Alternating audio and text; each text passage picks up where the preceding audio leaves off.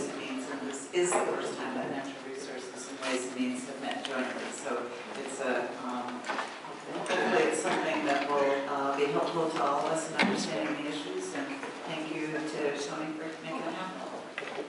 Thank you, Janet. So I'm going to turn it over to Representative Mary Sullivan, who's going to get us underway. Hi, I'm Mary Sullivan from Burlington. I'm one of the lead sponsors of H412. I just wanted to say a few opening comments before we get into the testimony. I've been involved with these issues for decades, and while we should have started acting on climate decades ago, I guess better late than never. We do need to act. A carbon pollution tax could dramatically reduce our greenhouse gas emissions in Vermont while it's improving our economy. So it's a real win-win situation. And this bill also helps lower income people. In regions where these policies are in place, they have proved successful. So I really want to thank the advocates for working with David Dean and me on producing H412, and I'm very excited to be kicking off this hearing today.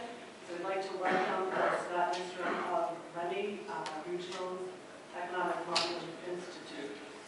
So thanks so much for being here, and I'm sure we'll benefit from this testimony. So morning, everybody. So what I'm going to do now is spend about a half hour and talk through what exactly I modeled. There's a summary of it in that paper, that one paper. If you flip it over, there's an executive summary that's maybe more interesting in terms of results. What I'm going to do now is talk through the background about how we did this, what exactly we looked into, and what exactly are the results, both particularly and then kind of in general lessons about this type of policy inside the state. So quick background on REMI, my contact information is on that sheet, is we're fundamentally a software company based out of Amherst, Massachusetts. Our founder was a professor at UMass. And what we do are we build analytical tools for mostly state governments to do the economic and fiscal implications of policy decisions at the state level, including Vermont for that matter. The Joint Fiscal Office up here has a subscription to our system. The model I'm using to do this research is pretty much the exact same thing as what they'd be using to do any internal research on other issues inside the state. So we have 47 of the 50 states. The three we don't have are South Dakota, Idaho, and Hawaii, which are small and isolated, relatively speaking. Work with a lot of private sector consulting firms, done projects, healthcare, immigration, all sorts of things. The easier way to show this more than anything else is to look at the map here, where each one of these dots is a subscriber or someone relevant to our services. So the coverage is fairly national. Most of these dots are, of course, in state capitals. Some of them are in university towns. Some of them are just in major cities where there's a lot of state offices for major consulting firms around Washington, Boston, and New York. So this is a fairly standard system to take account of these kind of issues. So here's what I actually looked into. I'm going to make a fair point that what I'm modeling here isn't any specific piece of legislation. It's more kind of the basic approach or an option of carbon pricing. It tracks very closely to any hypothetical legislation that would come out. And I'll also make the note that, and the same excuse that Congressional Budget Office would make, is that I can only model the question that I'm given.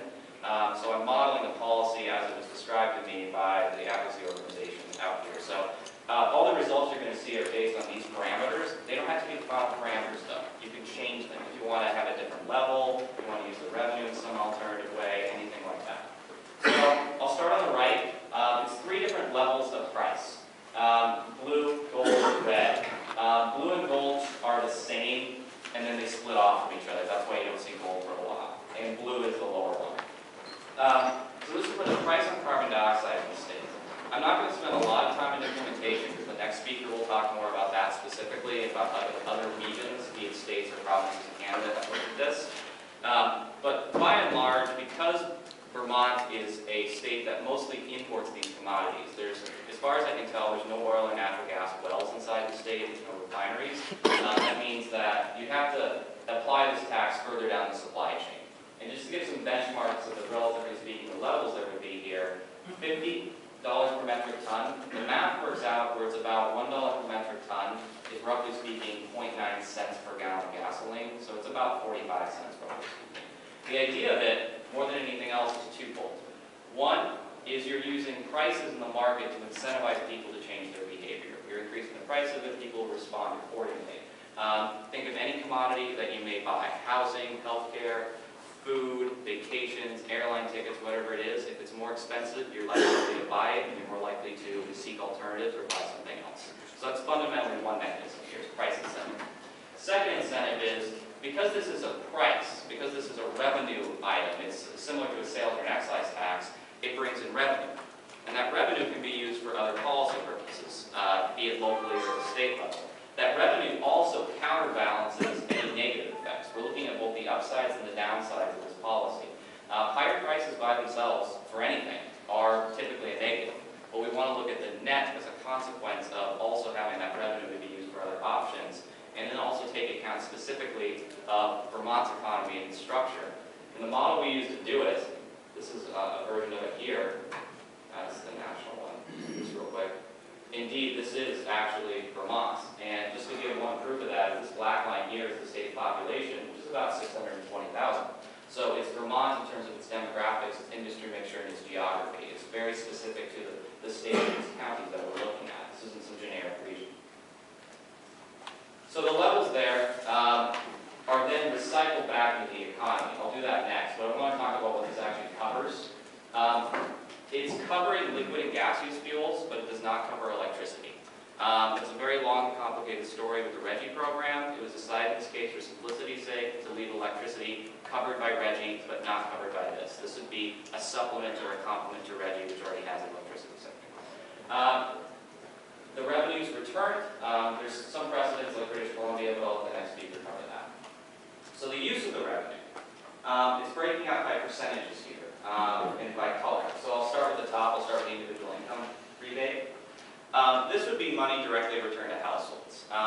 Not so much a marginal rate cut, but maybe an expanded personal exemption, or a fundable tax credit, or just a dividend check or something like that. It's some sort of return to households based mostly on a per adult or per capita concept. So everybody in the state gets a certain portion of the money back based on the size of their household. The 6% at the bottom, which I'll note is actually smaller than what most are talking about in terms of the supplement is. And this is a completely true point. Most people make the point that the average low-income family is going to buy mostly necessity goods, housing, food, clothing, some minimum transportation and heating and the like. So their total consumption of energy as a share of their income is higher. A high-income household might buy more energy in total, because they'll have a bigger house, will travel more, they'll have more vehicles and the like, more electronics. But it's a smaller share of the total income. Therefore, designing some sort of supplement to low-income folks to help protect them from the potential harms of this is an important part of these kind of policies. That's what the 6% is about. This could be a number of different things. It could be just some sort of direct rebate. It could be an expansion of the EITC. It could be an expansion of LOTI. It could be many different things. There is also one other key difference in the way that I've done it here, but again, it tracks similarly, is when we originally did this, the red category for corporate income cuts was in there. So this would be a rate cut, a marginal rate cut, or an expansion of deductions from corporate income tax. What now we're actually favoring is the green category there. So the idea of that is not every enterprise or employer in the state of Vermont is paying corporate income tax. In order to benefit from a cut in it, you have to have some liability in the first place. And a lot of the state's economy, state and local governments, nonprofits, startups that don't have a tax liability yet, businesses that didn't make profit last year, exports and the like, don't have corporate income tax liability. They do have employees. So as a consequence, it's a better way to reach the business sector as a whole, both for-profit and non-profit, using an employment-based rebate where they get a rebate back based on their share of state employment. Some of this might be large hospitals or universities, which have a couple % of state employment. Some of this might be just a little retail establishment with 2 people. They get their share back there. And the last part at the top, the 2222121, is a number of options for using the money towards state efficiency and energy savings. These are not necessarily fixed percentages that have to be stuck to in any sort of legislation. Here's what we use as an example. So going through that, there's transportation efficiencies with electric vehicles and the like. There's an expansion of the solar tax credit. There'd be weatherization programs, be it low income or just general market rate. All of those could be spread out differently. I'll also make the note here too is that sometimes sometimes carbon pricing favors a revenue neutral approach, such as the instance in British Columbia where no net revenue comes in, it's all back out. This is not quite revenue neutral because 10% of the money is used for state programs. Close, but not quite. And that's a balance, of course, you have to strike there. So all the results you're seeing are predicated on these rates and this disposal, this use of the funding. This funding, of course, these will have positive effects by themselves. And again, it's the balance. We're looking at the negative effect versus the positive effect and how does it wash it. So very quick notes on the methodology here. I'm not going to go through all the little kind of modeling background. But the first thing to note about this model is CTAM. It's open source, so anybody who wants to view it can view it. I can show you the link online for it. It uses entirely DOE public data. It's been used in a number of different states. I actually missed Oregon out there, and I missed Rhode Island as well for that matter. So it's been used in a number of different states and counties to do this assessment. What CTAM is meant to do, just qualitatively, is take account of price sensitivity. The price of a commodity goes up, people buy less of it, unless there's some very, very rare circumstances. The ramen noodles are the typical example, something like that. So if energy prices, whether it's fossil energy prices, increase, people are going to buy less of it. The system accounts for the fact that people tend to be pretty insensitive to energy costs. They'll typically just pony up and pay more. They won't actually change the amount that they're purchasing, at least especially in the short term. But longer term, when you account for the fact that energy is what an economist calls a non-durable good. It's consumed the instant it is purchased. It's like food. It doesn't last over time. A computer, you buy it once, it's going to last you years. A car, you buy it once, it's going to last you decades. Most energy is consumed with goods that last over time. Vehicles, housing, heating equipment, electronics, and the like. The thing is, though, even those durable goods wear out over time. Cars don't last forever. Windows don't last forever. Houses don't even last forever, for that matter, in a lot of instances. So over time, when the existing energy-consuming items, again, electronics, vehicles, housing, and the like, wear out or are renovated and replaced, this would mean that people have a slightly different price incentive over the years in terms of what type of vehicle they might buy, how they might build their house or heat their house, what type of industrial equipment they might use. That's the idea of this, is long-term incentives that cause a change in behavior with infrastructure that would have worn out or equipment that would have worn out anyways eventually, as everything does. So that's the idea. Higher price generates a behavioral response. It's a weak behavioral response because that's just the reality of energy consumption, and it's one that slowly phases in over time. The other model is ours. I'm not going to go through every little box or equation here, of course, but the high-level concepts to account for inside of REMI is it's a comprehensive picture of a regional economy. So block one at the top. Output is the economy, it's GDP, it's output, it's product. Surrounding it is government spending, investments, exports, and consumption. So it is the economy in terms of what's actually produced and what's actually purchased. Block two, labor and capital demand. I'm assuming most of you have had jobs or will have jobs at some point in the future. When you have a job, what you're actually really doing is selling labor, and who's buying it is your employer. So the purchasers of labor are businesses, nonprofits, governments, and the like. That's what block two is, the business perspective on the economy. So that's very important, and it's also included. Block three is demographics, including migration. So the border, quote unquote, inside the REMI model is open. You can move to different states, you can shop in different states. I'm not going to do a show of hands here, but just think amongst yourselves or your family and your friends, how many of you were actually born in New England or Vermont or your home county or your home city? It's usually a fairly small proportion. There's a lot of labor mobility within the United States. One of the reasons, kind of a small aside here, that unemployment rates in the United States in the long term tend to be lower than they do in Europe is because Europe is a bunch of countries that are the size of states, but they're not allowed to move between them like we are in this country. We have labor mobility in the United States. So while in the United States, if one state has a weak economy, its young people are likely to go someplace else. In Europe, young Greeks, Italians, Spaniards, and the like have a more difficult time going to Germany or Sweden or anything like that. The model accounts for that move inside our system, which is important when you're facing price incentives on the energy market. Block four is equilibrium concepts, so balance out the economy. Labor and capital should have the same return everywhere. Block five is also a very important one. It's called market share. Probably the better terminology for it is competitiveness.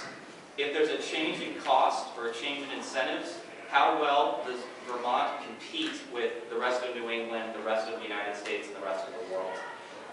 So what's really being changed inside of here for this simulation, just to point out, is consumer prices for energy, business prices for energy, which will affect real incomes and competitiveness, as well as output of the construction and retrofit related industries, disposable income for consumers, which becomes consumption, and then business costs on the other end. Businesses in this, I'm not going to pretend every business would have its cost equalized, but in theory they would have higher energy costs, but they'd also have a lower cost of labor.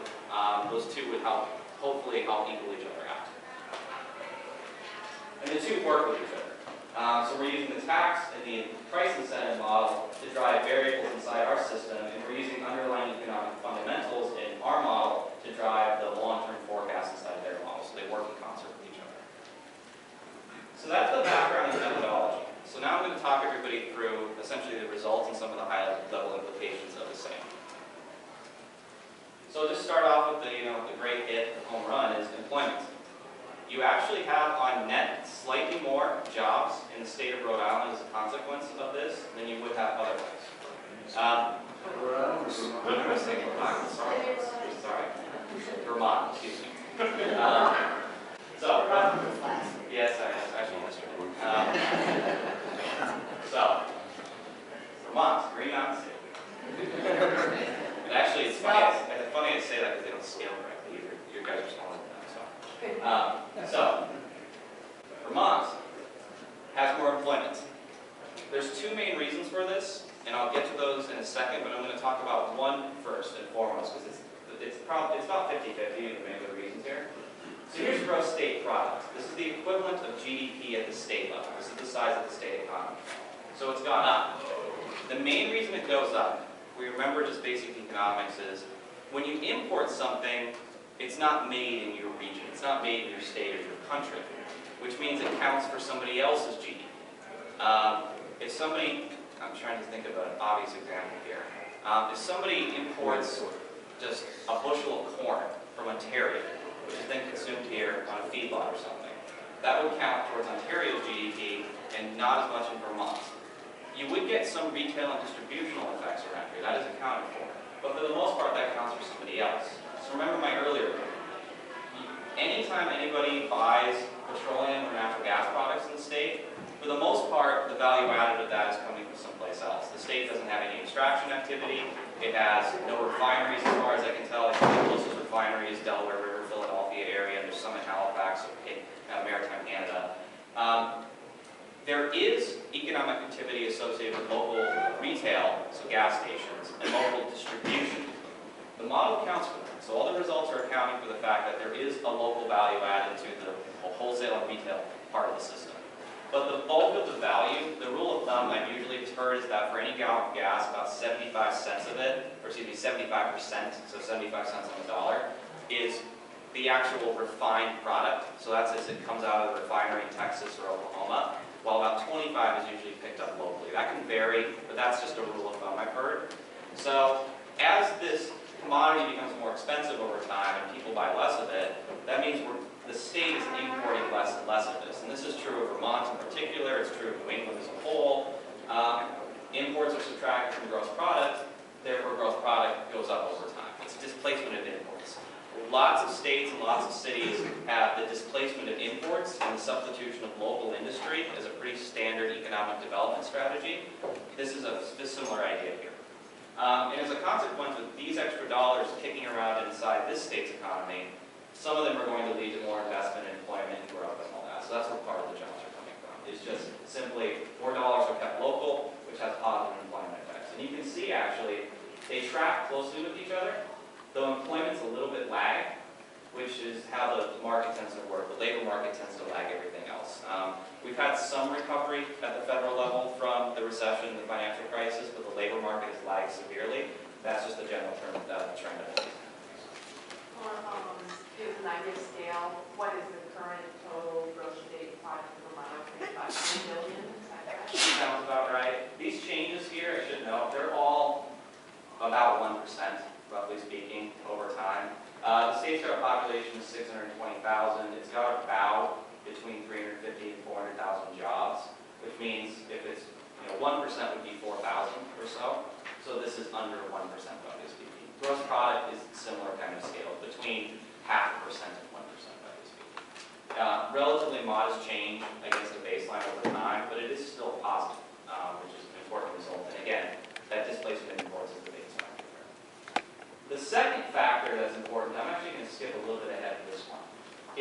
jobs by industry. So we're looking at different industry types here. So at the top, construction has the biggest effect. That's related to the dollars that were appropriated in this design to weatherization. That's the industry that will pick most of that up. Other services, it's labeled wonky, but that also includes a lot of repair and retrofit. Like a lot of contractors and subcontractors to construction are in other services, so like plumbers and electricians are. So they're also affected by the weatherization effects. Working your way on down, it's pretty much all industries that are, one, localized. They're ones that are hard to outsource, quote unquote, and they're also all ones that are labor intensive.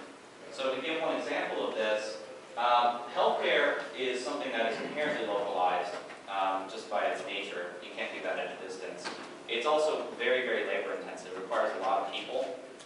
Think about a refinery in, say, a city like Houston, which might have 20 people working for it, despite the fact it produces hundreds of millions, if not billions of dollars in production a year. If you have a hospital of the same size, like a major university medical center, Houston's actually a pretty big medical city as well, that would have thousands of people working for it, if not tens of thousands as a consequence. So the industries at the top are the ones related to localized direct consumer spending, and they're also the ones that tend to have more human hands involved in them, as opposed to machinery and capital that's more distant in other states. So do you do a calculation of what growth we would expect generally? What's the background growth? You said 1% over a fairly long 1% period of time. difference from what would have happened otherwise. Right, so what would the normal? The underlying growth rate at the national level in the model is basically 2%. And if you look historically, that's what the United States economy has done since the Civil War. And so you don't have a growth rate for Vermont? Vermont is lower. It's lower because of your demographics. You're an older state, you don't attract as many immigrants. So Vermont's is lower, as a consequence someone else is a little higher, like in Utah or Arizona. So it's between 1.5 and 2. So that's jobs by industry. I'll do output by industry or GDP by industry. This is a pretty similar trend. Notice it's kind of the same industries on top. There's some industries down the middle that are fairly neutral impact. A few industries at the bottom that have a negative impact on this. I'll point out state and local governments. State and local governments cost, because state and local government's a big energy consumer. They have a lot of equipment, they have a lot of buildings, they run a lot of buses and the like. Their costs were not quite covered by the employment-based rebate, but it's very, very close. So they're not quite a net neutral, but it's very close to that. Utilities is power generation. It's power generation and natural gas distribution and the like. The thing is, though, that wouldn't really lead to any fewer jobs because to serve gas or electricity, you need to have the same power grid. You need to have the same people to maintain it. They're just not running as much stuff through it as they would otherwise. Transportation and warehousing is logistics-related industries, and yes, that does have a negative impact. I'll emphasize, while these macro results are all plus 1%, all these downside results are no more than negative 1%, roughly speaking, over time.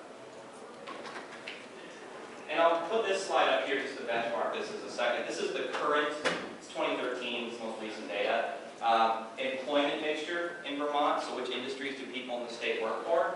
And as I said, the big industries are the ones that tend to be localized and they tend to require a lot of labor. Healthcare is the biggest employer in the state, followed closely by retail and state government and local. Manufacturing is actually fairly large in the state. We'll definitely give that to you all. As a share of your state economy, it's actually fairly large, even compared to like a manufacturing stalwart like in Ohio or Michigan. But manufacturing, as I said a second ago, in terms of employment, is actually positively effective here. You have more manufacturing jobs because they're benefiting from that employment-based rebate just a few years ago, so their costs are neutralized.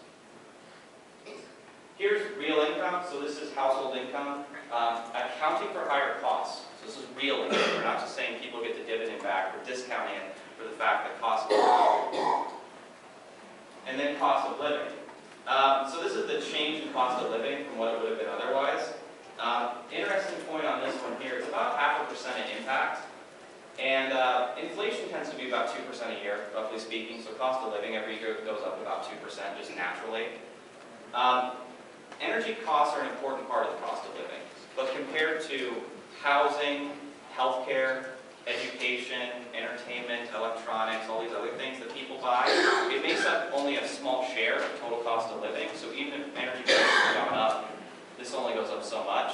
To put this in context, this is as if you have an extra 3 to 6 months of inflation over the course of 25 years. to 2040. So it's a relatively small impact on the cost of living over the longer term. Here's the impact on the different quintiles. Blue, gold, and red are the lowest quintiles. Green and brown are the highest quintiles. This actually, because of that low-income supplement, whatever the mechanism for it is, actually has a better impact on low-income people and actually generates more jobs in this range, because a lot of the jobs created here are more those localized service industries and the construction industries, which tend to be lower half or lower two-thirds of job creation. But it's not like high-income jobs have been harmed by this substantially. They're still there. They just don't have quite the impact. So it slightly, very, very, very slightly equalizes income distribution by creating more jobs and income for lower income folks. Very, very, very slightly, but it doesn't do it technically to the industry mixture.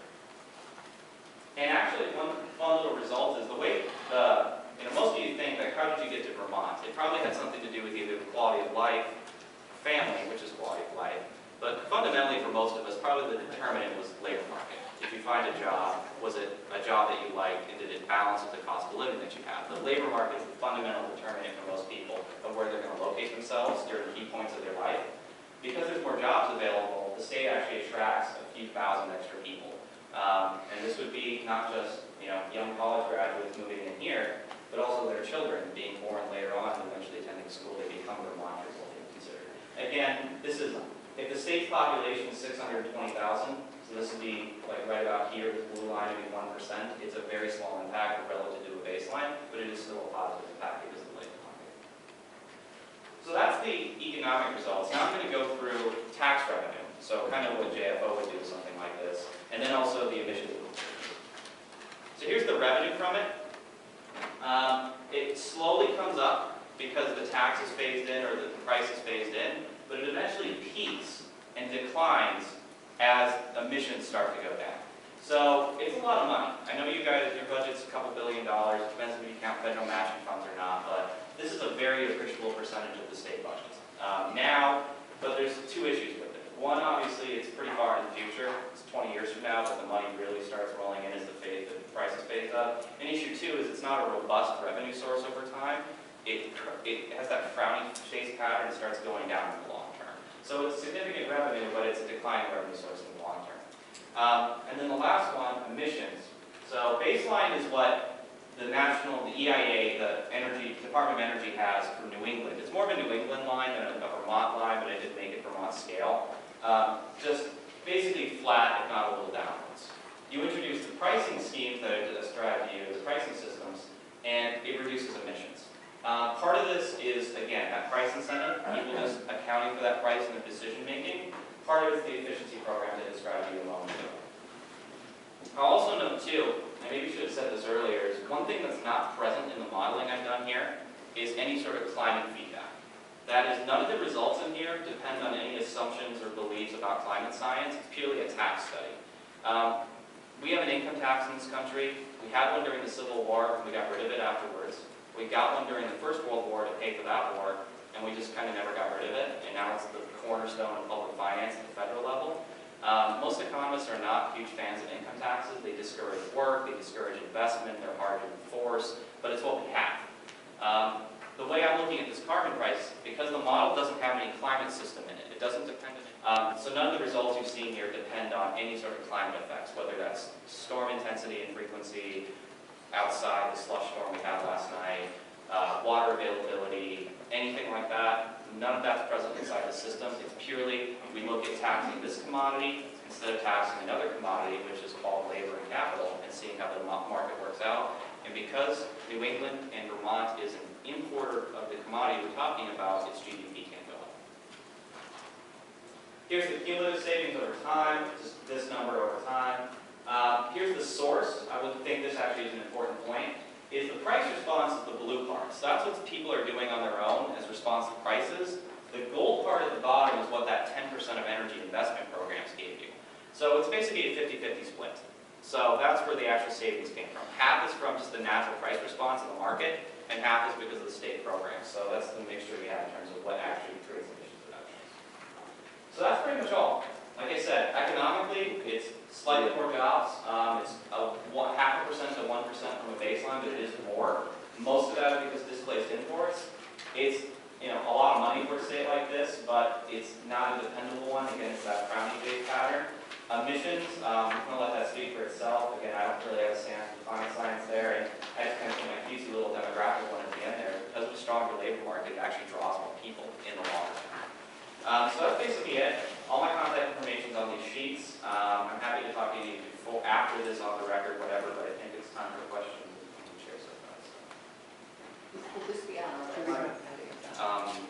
Is this going to be on our committee It website? should be. And I'll note that this is a slide deck version of it. There's actually a white paper version of it too, that's 44 pages long. That has a lot more detail and information and all that. So this is just me giving the the talk over lecture of it, but there's a full white paper report version of it. Not available. You can't find it easily. Yes, sir. Thank you for the presentation. On a more boots on the ground type of study, what is your analysis per ton, metric ton, what does it cost? Can you repeat it? Sure. His question was what was the actual rate, what was the cost per ton? Right. And it's this one here, it's this chart. So those three different colors, those three different lines are either 50, it's phased into 50, phased into 100, or phased into 150. Okay, if we take the middle, 100 there, what is that in a gallon scale? Roughly speaking, 90 cents. 90 cents gallon. Okay. Could you tell me, is there any analysis of farmers? How many gallons of fuel would farmers use in Vermont per year? Farm is one of the industries included in here. And how much would their consumption be? I don't know the actual specifics on any of that or any other industry for that matter, but farm is one of the industries that is part of the system, part of the system.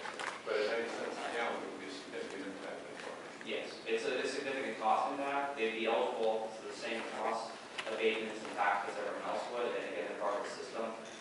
That's a good question in terms of what they specifically, in terms of fuel usage, would have and what their cost would be. I don't have that specific. Okay, and the other thing you mentioned, you seeking alternatives, and I know people get this all the time from us, but along the Connecticut River, they seek alternatives by going into New Hampshire. Have you done any analysis as to how many folks go to New Hampshire? Because what we see on a regular basis is if we increase our gasoline tax, we have fuel dealers, gas stations that close in Vermont and reopen across the river. So we're losing jobs there, and I would be interested in how many jobs that would cost and what this additional price would mean to that industry. So I'll repeat that question. It's actually asking two questions. One is what would happen to essentially border shopping opportunity, particularly for fuels. The second one is a little trickier to think about, but it's actually how would households locate themselves? Because it's easier to drive a car across the border, fill it up, and drive it back. It's very difficult to drive a house that's hooked into natural gas or has a fuel oil dealer or something like that. So there's two issues there. And you're right that Vermont is a relatively open economy. I don't know statistically which it is. It's in the top 10. It's after like New Jersey and Connecticut and Maryland and Virginia, but it's high, relatively speaking. So first issue, cross-border shopping opportunities. The system includes gas stations as part of the retail sector. And then of course the wholesalers, fuel oil, as part of the wholesale and retail sector as well. And it has some limited ability to essentially say that how much consumer spending is in this region versus that region across the border, and it understands the distance and the permeability is very high. So it's limited, but at the same time, I'd actually think that it'd probably be good for us, rather than a modeling exercise, more of a bottom-up approach to actually look at these kind of things as opposed to this one. But it doesn't count for that cross-border shopping. The second one, and this is actually more important, is the model that we use accounts for cost of living when it comes to location decisions. I grew up in the Midwest. Housing prices are basically free there compared to the East Coast. If you look at only income and employment opportunity, everybody would want to move to major cities.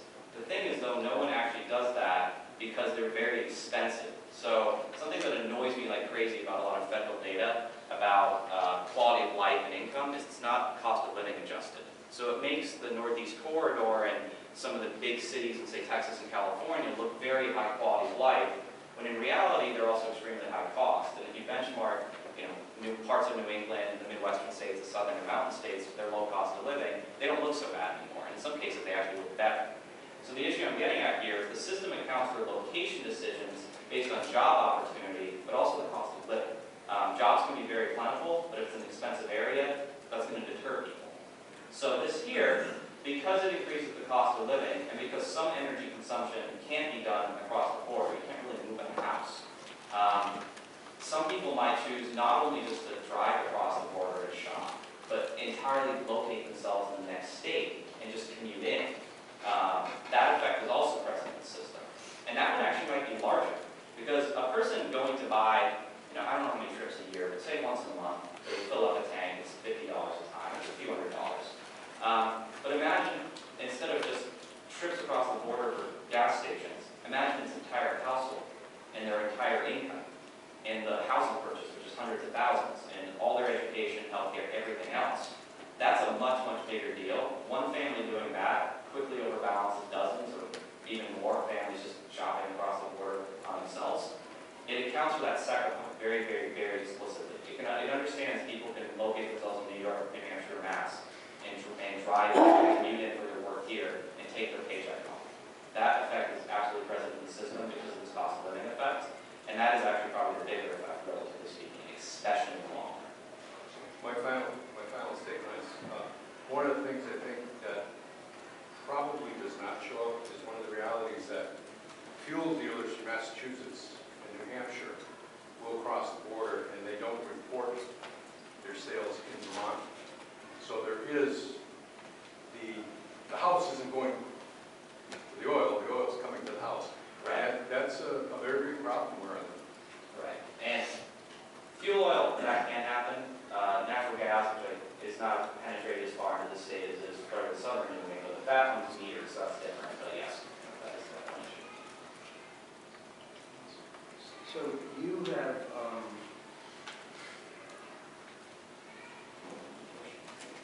focused on, I don't mean you, Mike and folks focus on the perceived added cost of a carbon tax. And the benefit of it is not as clear as the cost of it is. Can you? Sure. So I'm based out of Washington, D.C., and one thing I've noted, it's a very human and the right thing, is people are usually much more connected and much more invested in something that exists, an existing business, an existing household, all these kind of things, than they are relative to something that hasn't come about yet. It's easier to care more about something that you can see and sense rather than something that you would anticipate. The funny thing about these results, though, is that that's kind of what it's asking to do, is there's a relatively small number, and again, these are all small changes. They're all less than 1% either direction for pretty much everything, with the exception of emissions. Where there are a small number of jobs, employers, and border issues that could be a concern here, but the net when you account for an economic model that's in use throughout the United States to account for these things at the state and regional level, comes out the way that I'm showing you here. A lot, in some cases, and I don't want to use too many political terminologies here, but all the standard logic about tax cuts and cost reductions and supply side, all those things about reducing taxes here, comes into effect. That's what all these effects are in here, is that you reduce costs to balance it, and it also happens. And I'll make one other note here, the British Columbia, again, I'll talk more about this, but British Columbia is pretty similar to New England in a lot of ways. It's like Massachusetts, it's about the same population. It's dominated by one big metro area, so Boston and Vancouver, and they import most of their fossil energy. Almost all power generation in British Columbia is hydroelectricity, so they don't use coal or gas for that.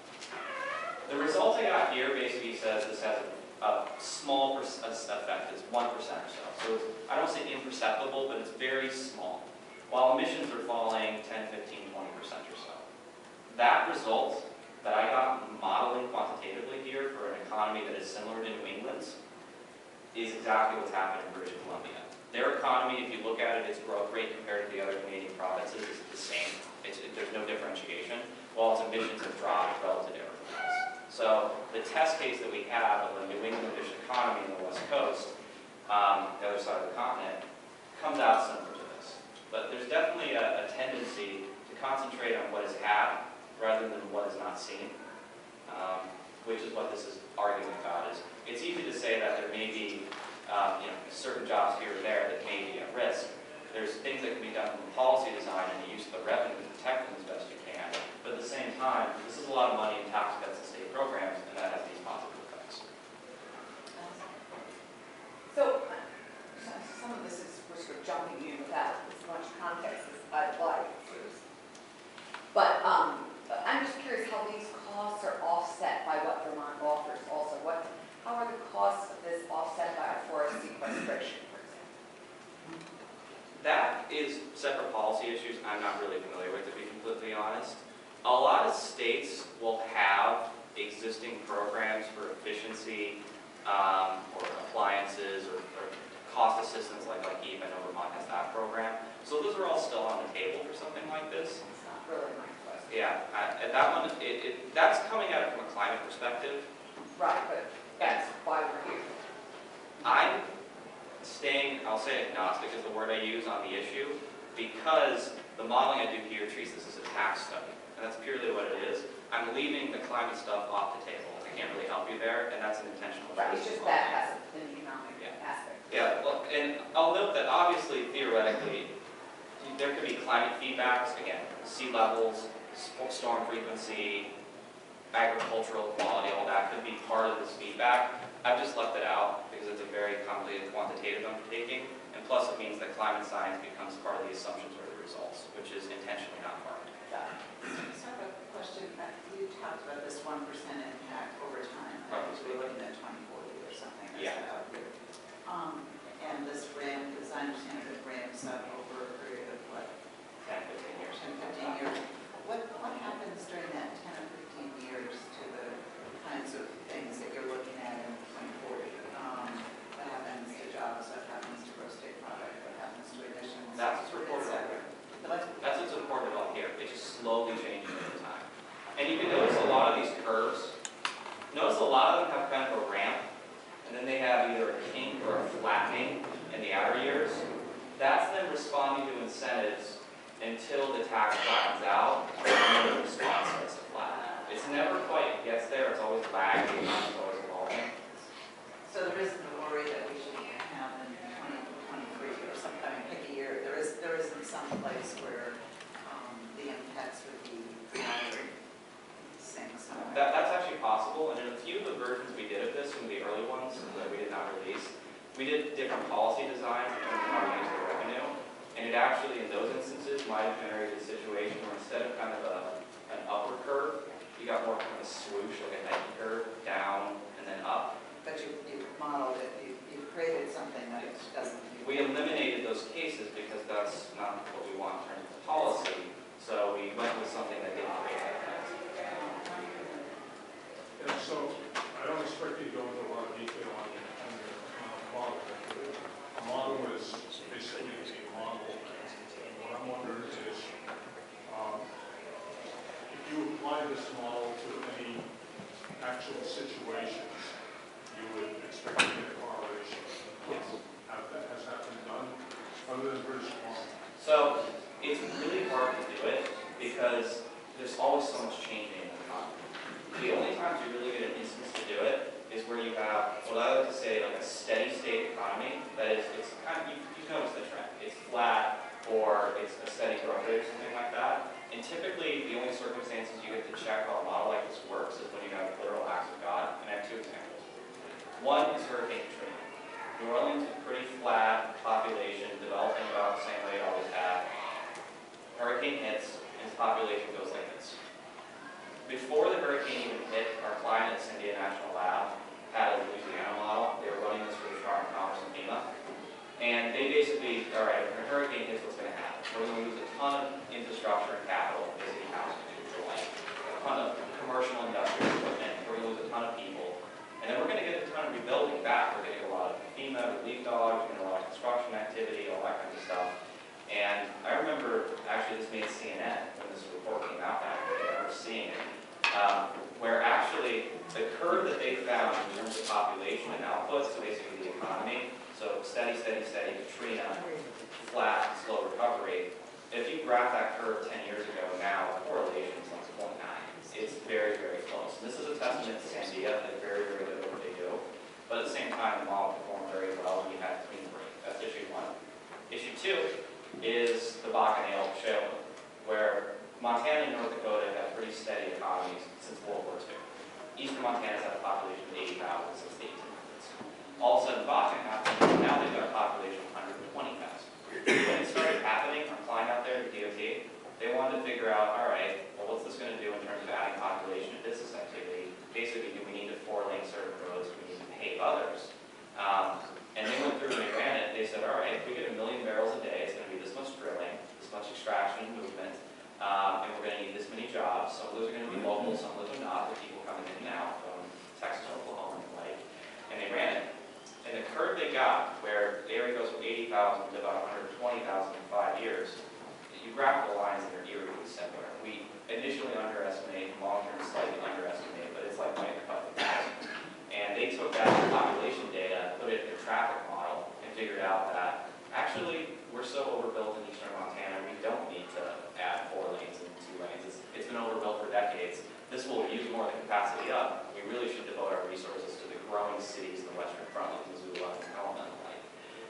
So there's 2 instances where we have a clean situation, not much is going on different, and it tracked itself fairly well. And I don't necessarily, actually can very, very quickly grab this slide. If you just want to look at the forecast, this one, very next to the last slide, this one here.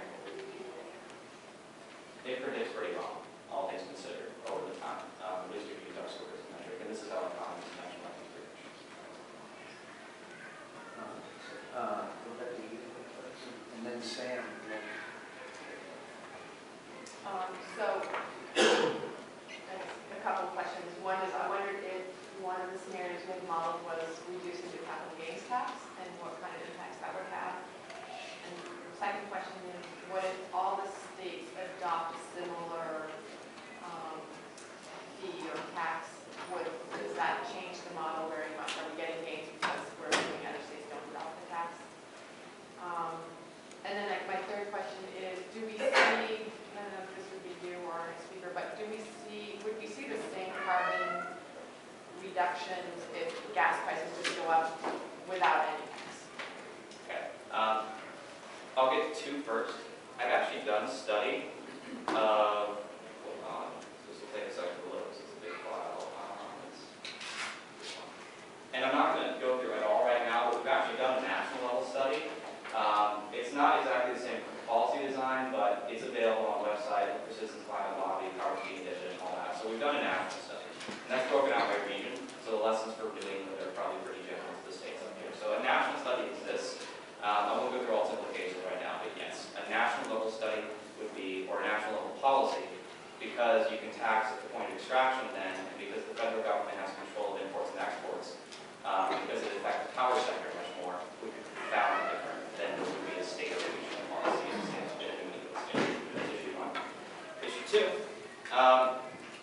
actually, give me the next question. The capital gains tax? Capital gains. No, it's pure corporate income, just a marginal rate. Wasn't asked to. It had a fairly similar response though, because what it fundamentally does in our model is it changes the cost of doing businesses or doing business, whether that's labor costs, energy costs, taxes and overhead. It changed that. It just has a slightly different mechanism and it maybe affect different industries differently. That's what I've heard. I've heard that there are some studies that look at carbon taxes that the tax reduction is a capital gains, and then you have an incentive to invest in non-carbon type industries. Yeah. And I wondered. That'll be specific here. The only thing we have is that small solar tax credit. And then the last one, Multi-state. multi-state. Yeah. Um, Yeah. I thought that was what you said. Yeah, You that- are against that, yeah. yeah, good idea. My last question was, what's the difference between a carbon tax like this and just gas prices are going up? Okay. Gas prices now, and I'm going a little small off the reservation here, but I don't think current prices are a long-term situation. Current prices are as they are, and I'm speaking because we have clients in the Middle East, are where they are because OPEC, specifically the Saudis, decided that's where they want them to be. Because they're trying to drive certain producers out of the market, specifically North American ones. All projections I've seen, EIA, the industry itself, the consultants involved in it, say that this situation is going to persist for a couple of years, and then the Saudis will not be able to pay for it anymore, and they'll have to let prices go back up. Long-term, like making any long-term predictions about energy markets is a fool's errand, we'll say that. But most people say the fundamentals, the long-term situation, that gas prices are supposed to be between $3 and $4, roughly speaking, in real terms, like dollars will be higher in real terms. Which means that these changes don't necessarily have much of a difference when most people expect the market to head back up for oil prices sometime in the next couple of years, which is long before these things really kick in terms of the policy curve. But the idea is, even if it's, let's say, $2 gas versus $4 gas, and instead of going from 2 to 290, you're going from 4 to 490, it's still, you're expecting a price response there. And there's a lot of research and literature and econometrics out there about how sensitive are people to prices, and it all says they're insensitive, but they still are sensitive. There's a correlation there. And that correlation is held very nicely from the 90s when gas was under $1, under 50 cents, to now, where in certain parts of the country it was well over $5 at certain points. Nothing we're perceiving here, given that Vermont's not a low gas price state, but it's not really high either. Nothing we're doing here goes much beyond what we've witnessed in states like California over the last. And their gas prices are high for a lot of reasons, as far as the policy and otherwise, as far as demand, there's more people there. But nothing here is really going beyond what you haven't seen before, and the relationships to it. And I admit that relationship is very simple, just this idea. You put a price on emissions that changes prices, that reduces demand. It's very simple, but that's intentional. He wants us to be transparent about the mechanism which is working. So if I can rephrase your answer, it sounds like you have a change in consumer behavior and demand if the price goes from $2 to $4 because OPEC changes the price. And you'll have an even greater change in consumer demand if the price goes from $2 to $4.90, where the extra 90 cents was due to the foreign policy. Yes. There's always price response. Who creates it, whether it's through regional or national policy, or whether it's through OPEC and Saudi decided, it's still always price response. To the individual consumer, they are stuck with the price they are given. We have no control over it. So, on your model, you have 3 lines. Those are the 3 different levels of tax. Yes. Those 3 rates. And you said, I think I heard you say that this will offset business costs because employment costs will be lower. Yeah. That is, you take a certain percentage of the money. It's the green and the red. It would be the green and the red, roughly speaking, here. And you rebate it to all businesses and all employers, which counts nonprofits and the like, based on their share of employment in the state. So if the state had 100 employees and this business has 1 employee, they get 1%. I'm not pretending it's going to be even between every company and every firm or even every industry. There's actually a paper that I was part of the co-author on. It's not my section, but we did this exercise about what that actually would look like for Massachusetts. So not Vermont, but one down the road, where it looked at the changing costs on net it would be between different industries, based on, okay, they have to pay more for electricity, or not electricity, but natural gas and the like, but they're also going to pay less for labor. So the 2 are going to, in theory, net each other out. So, and kind of the curious thing of the model is that the higher you set the tax, the greater the benefits. Yeah, there actually is a point it tips over. The point it tips over, as of which point you run out of imports to displace it, basically. That point's not where we hit. Getting back to your point, actually, for that matter, is, again, going from 4 to 490 is nothing this continent has not seen before in terms of gas prices. Going, I'll just say $1,000 a ton. So going from $4 to $15 or like $13, that's a much larger changes. If you get that high, then I'm not nearly as confident in results because I don't have a historical precedent to argue for why my numbers are what they are. So we're not advocating anything that large because that's beyond what we've experienced, but I would tell you that these results would tip over the other direction if you got to the point where it was so high that you ran out of imports to displace. I don't think, though, there's any realistic policy or something to do that.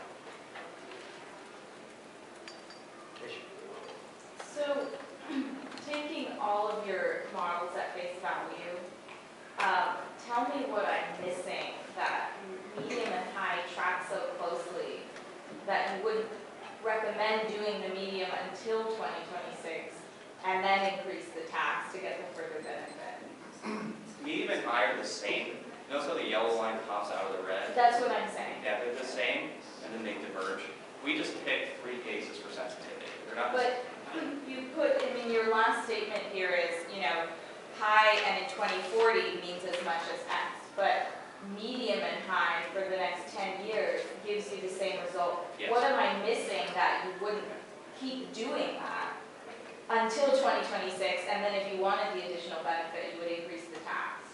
It's theoretically possible that obviously, the legislature can change the law and the rates every year as it wants to. Future ones will, of course, for that matter as well. So you could set up a program like this, have it go for 10 years and then flatten out, and then allow future lawmakers to essentially decide what future rates would be. So it's just the semantics of the numbers here. Why wouldn't you? That's. But I guess what changes then? Is it something that you did for the first 10 years that pushes it up? Or could you theoretically get the same results if you change the tax further down the road? Yeah. Yeah, essentially. There may be a little bit of extra-secretary effects, but they're relatively speaking small. I think the answer is that the medium and the high are the same program because you're slowly increasing the tax over the first 10 years. And then at year 10, you keep increasing it to the high. Oh. Yeah, the yellow line is under. So you do have the same tax and then you, okay, so you. Yeah, the yellow line and the red line are the Okay, same I wasn't things, and then they break here. It's just, Okay. it's Excel grabs the line over each other. Okay. Sorry. Sorry. So I have a lot of skepticism about this because if you raise the price of gasoline because of the price of oil, I mean, that's going to have an effect not only in Vermont, it's going to have an effect in New York, Massachusetts, New Hampshire, Canada for that matter. If you put a tax on in Vermont alone, then you have an increased price, a significant increased price, that isn't going to occur outside of our borders. Yet our borders, unlike British Columbia, are relatively short. We border a number of different entities that aren't going to be affected by this tax. And I don't understand, I guess I don't understand how that can have a negative effect on industry, location, population, as you pointed out. And, it seems to me we would be disadvantaged a lot more as a state because of our neighbors. You're completely right about all those points. One, yes, Vermont is a more open economy than British Columbia, geographically. And two, all those effects you're describing that would have negative consequences are true and are present inside the system. But that's accounting for only one potential downside as opposed to a fuller system of all potential effects outside as well, which is what this is. So if there's a reduction in emissions in Vermont, and we're the only other state that does that, is there a counterbalance and increase in emissions in our neighboring states? This is not a net national, it's a net Vermont. I understand So that. I would tell you there may be some slight bounce in neighboring states or even the rest of the country or the world, but it's very slight. Just a question I asked earlier about farmers. I pulled up a report from the University of Vermont Transportation Research Center. It's the Vermont Transportation Energy Report. And the farmers use about 7 million gallons of diesel on farmers on transportation. So we're talking at 90 cents, like $6.3 million. Right. We tend to be very sensitive to impacts on farmers. So I just wanted you to have that figure that it's 7 million gallons. And that is included in the figure. At the same time, I will point out, of course, the revenues coming in from this thing are in the orders of hundreds of millions. So there's available funds to compensate. At least that's theoretically how policy should be designed, is to protect those who that are sensitive.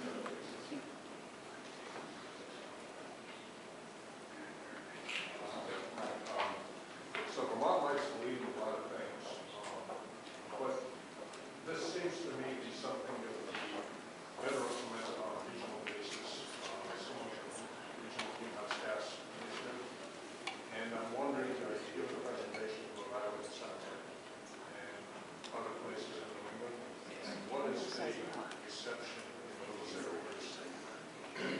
we could build on together and achieve something on a larger scale with less of a economic disadvantage to Vermont. So Right. There's always an attractiveness to a regional level one, be it New England or west or east of the Hudson or something like that, simply because they are, to an extent, a unit. They all have the same characteristics of they import these commodities, therefore they can displace imports. That's all true for the whole region. I'm not going to argue or talk about the coalition and politics that it takes to get all these states together to do something like this. Reggie's got its own interesting history about how that all came together. Theoretically, a similar program at the regional level is possible. But just taking a kind of small historical aside here is actually one thing about Massachusetts is they really like being first on things too. To an extent, we have a country because they decided we would. So, if you look historically at any policy initiative, conservative or liberal, be it healthcare reforms the last few years, for better or worse, the welfare reforms in the 1980s, 1990s, Medicaid, Medicare, Social Security, abolition, revolution itself, there's usually state antecedents before a federal program comes into existence in most cases. Small aside, that at the global perspective, this is not a huge emission reduction, but it's not at the global perspective.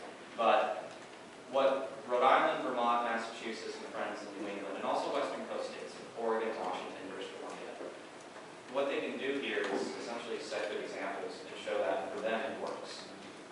You're right that obviously making such a regional partnership might be attractive. It's just the policies that might be a little more complicated. I'm sure our speaker on British Columbia might be able to talk about that because there's been similar initiatives in Canada to try and put BC with the Maritimes or something like that across the country. So your slide on job growth and job loss, I don't know if that was assuming a particular model, maybe because I'm having trouble understanding some of your slides. But let's just, so taking that one at face value as well, based on what, I don't know if you're assuming what's occurred in British Columbia or elsewhere, but where does that assumption come from in the transportation market? And for a rural state, does that have implications for what can or cannot happen? Or are you assuming that there's more efficiency, that people travel less? What do job losses like that look like in a rural state? That's all accounted for in the system. The thing to understand, Vermonters buy more fuel than an average American, simply because of the dispersed nature of your population, which means long commutes and all those kind of things. You're actually lucky in some senses, though, because while you guys might drive, you might have more VMT, you might drive further, you also have way less delay. So people in Washington, D.C. might not drive as many miles, but they delay a heck of a lot more, and most vehicles are more efficient at about 35 to 55 miles an hour. So there's some things that counterbalance out, but yes, it's all part of the system, it's all part of the cost for businesses, it's all part of the cost for living per household, it's all inside the system, and it's Vermont, or at least New England's